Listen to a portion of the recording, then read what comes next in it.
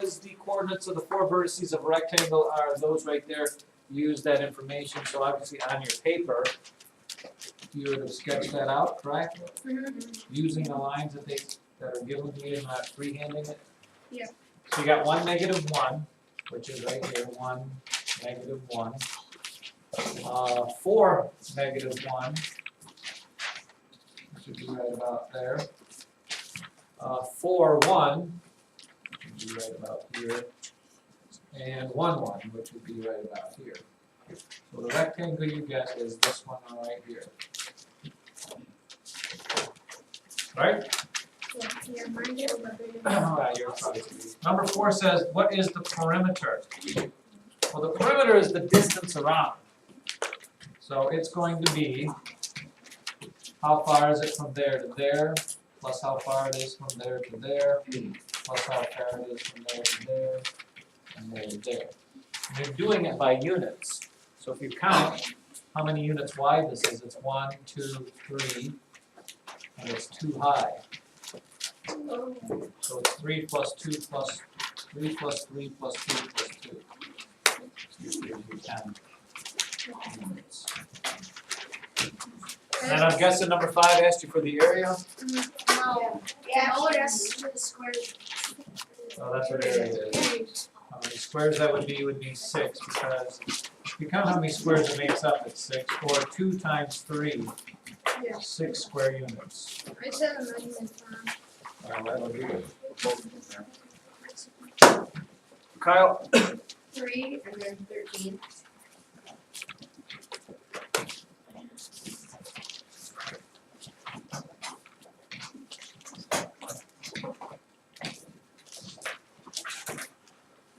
Problem number 3. Figure ABCD is a rectangle. Segment AB is 6 centimeters long. BC is 8 centimeters long. My thing's a little distorted, I would think. Segment AC is 10 centimeters long. What is the area of triangle ABC? Do we have a formula for triangles? Yes, no? Yeah. Joe, what is it? Area equals half times base. Half base times height. Did you have that written down, Kyle? That's gonna be the thing, and then the one thing you need to know about the base and the height is that what? Colton, shoot.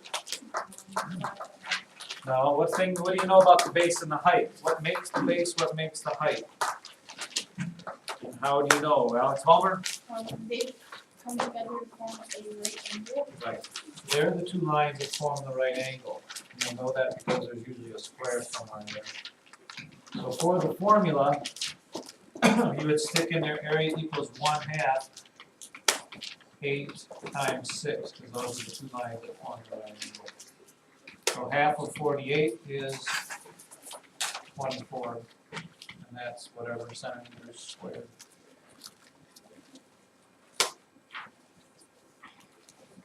And 13.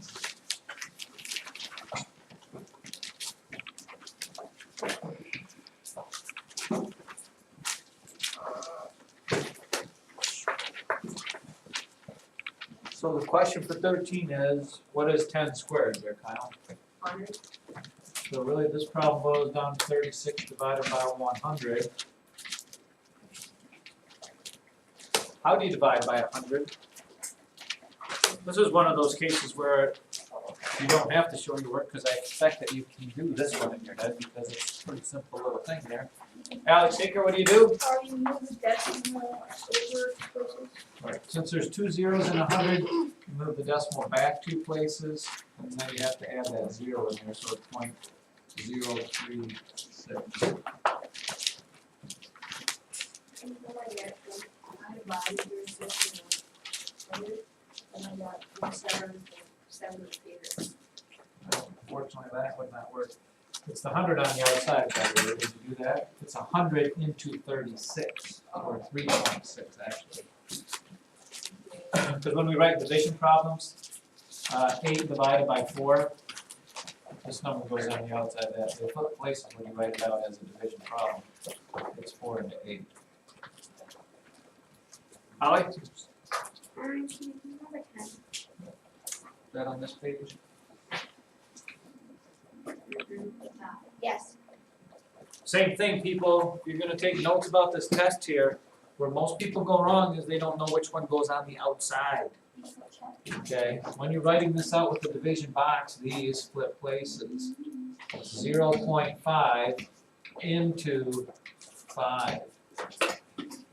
And remember, you can't have a decimal in your outside divisor, so you have to move it over, and then you have to move this over the same amount of places.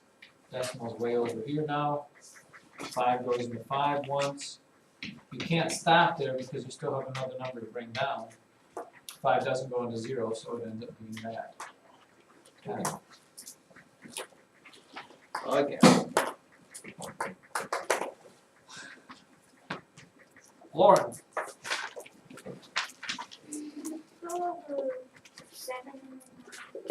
Excuse me? Problem number 7.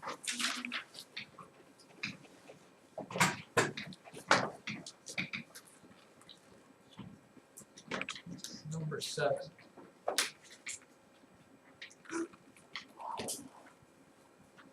I think we gotta switch this from zoom in.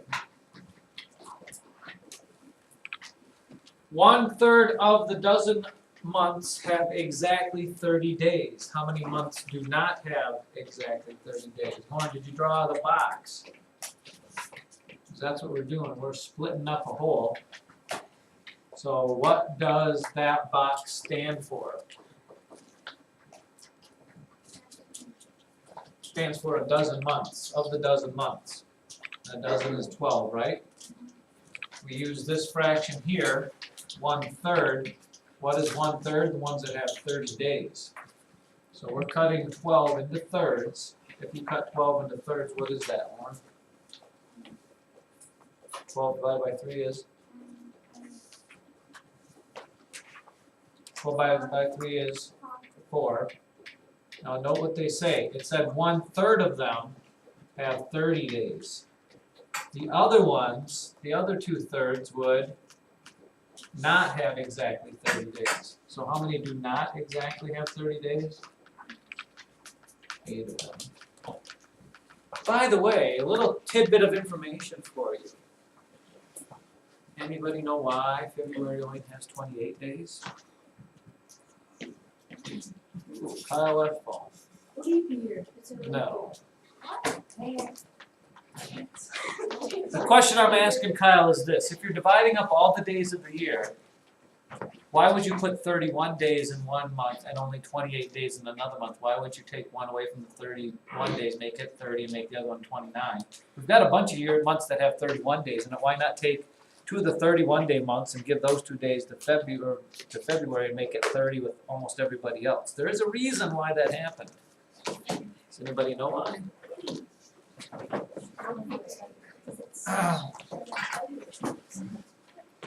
I would ask Gabby, but hers is usually a clever sort of what she thinks is clever answer that doesn't really happen. Gabby! Daylight savings. No, it has nothing to do with daylight. Daylight savings time started back with Benjamin Franklin, 17 whatever. But the months were created way before that. If you actually have a real guess. Taylor? Because then it wouldn't be 365 days. What I'm asking is this. If you take your 365 days, which they knew there were in a year, and they split them up into the 12 equal months, why didn't they just say we're going to give February 30 and Because only we're have not 30? that smart. That is incorrect. One more guess, and then more I'm going to tell you, so you know for the rest of your life. Howie? Because then there would be half a day. No. None of those are true. Here is what the deal was. Back in the day, back before, like around Jesus' time, okay, the last day of the year was February. Because March, in March spring starts in March. Well, back the old calendar, way back 1,000 whatever years ago, spring was the first season of the year, and that's when March was the beginning of the calendar. well, the months were all named differently, but it just so happened that when Julius, I can't remember which one, Julius Caesar became the big Roman guy when Rome was in charge of everything, he decided that he wanted a month named after himself. So, all the months were kind of divided up evenly, but Julius Caesar figured his month should be worth a little bit more, which his month, by the way, was July. July. Yeah. So he said, I'm going to take a day away from the last month of the year, which was February, which probably had 30 days at that point. He took a day away from that month and added it to his own month, so now July has 31 days. Then, after him, here's the rest of the story. Watch the History Channel and you'll know that. After him came Caesar Augustus. And Caesar Augustus decided since Julius Caesar had his own month, he should have his own month. And he says, okay, I'm going to name this month August, and not to be undone by Mr. Julius Caesar said, I also will make my month a little longer by taking another day away from the last day of the year, which was February 29th. So, huh? Because it's just not that easy. Now it takes, everybody uses it, so that is why February got the short end of the stick. It only gets 28. It originally had 30, but Caesar, Julius How did they Caesar. change it back to February? Well, then sometime around, I'm not sure, not long after Jesus, I think they changed January to be in the first month of the year or whatever. But not everybody uses the same count. Lauren had another question. What was it? 9? Yeah. 9 is very much like the one we just did. Unfortunately, it's got stuff drawn all over it. But I can fix that. Just like this. That's awesome. 60% of the 30 students in the class were girls. Write 60% as a reduced fraction. How, Lauren, do you make 60% a fraction? 60 means 60 over 100, but then I have to reduce it. What numbers go into 60 and 100? Divide them both by 10. You end up with 6 over 10. What number goes into 6 and 10? Cut them both in half, you get 3/5. And then from there, it said what fraction were girls? Well, then you can do your fraction thing again. How many total kids were there? 30. You're taking 30, splitting it into 5 equal pieces. So that means each piece has 6. If you have 3 of the 5 pieces, how many girls were there? 3 6s is 18. Josh? I don't get 20. Which one?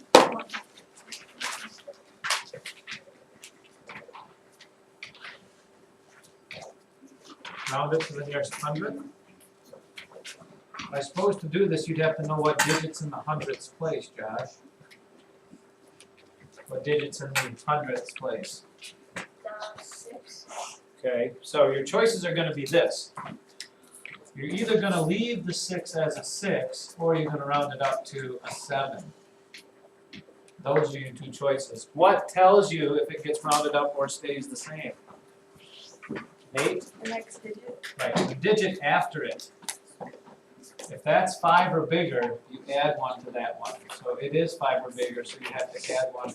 And when we do decimals, if we're rounding to the hundredths place, we don't put those zeros in for those things. You just leave it. If it says round to the hundredths place, the last digit will be in the hundredths. Because when you read this number, what do you say? This is now 57 hundredths. If I left the zeros in it, if I changed these to zeros, now I have to say this as 5,710 thousandths. Ew. Okay. If you're rounding to the nearest hundredths, then you should say hundredths when you answer, not 10 thousandths. Other ones while we're there.